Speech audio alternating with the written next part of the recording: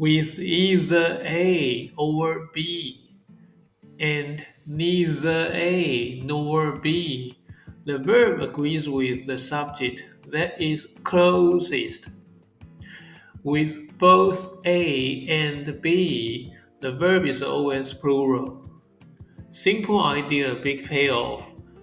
Let's walk through the first 6 examples.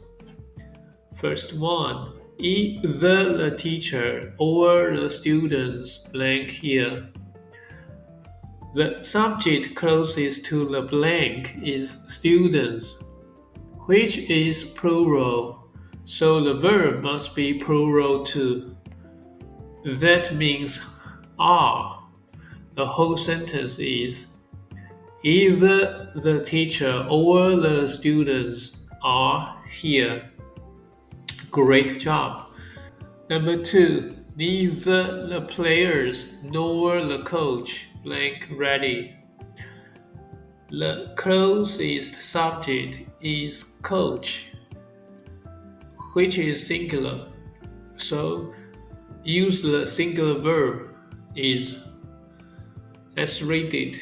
Neither the players nor the coach is ready. This is tricky, but you handled it well. Nice work. Moving on.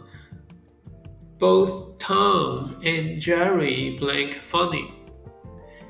With both A and B, always use a plural verb. No looking for the closest subject here. So it's are. The whole sentence is both Tom and Jerry are funny. Classic dual energy. Now, number 4. Neither the manager nor the workers blank tired. The word right before the blank is workers, which is plural. So the verb must be plural. Put it together. Neither the manager nor the workers are tired. Maybe they had coffee, lots of it. Okay, 4 down. Let's have a quick recap.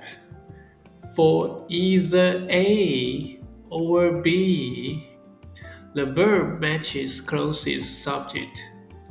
And for neither A nor B, the verb also matches the closest subject.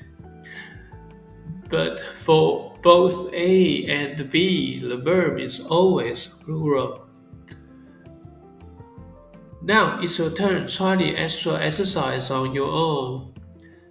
Then check the answers near the end of this video to see how you did. You'll get it, I promise. I'm Nelson, a real person, not AI, who works hard to make these lessons for you. So please like and subscribe. Thanks for your support. I'll see you next time.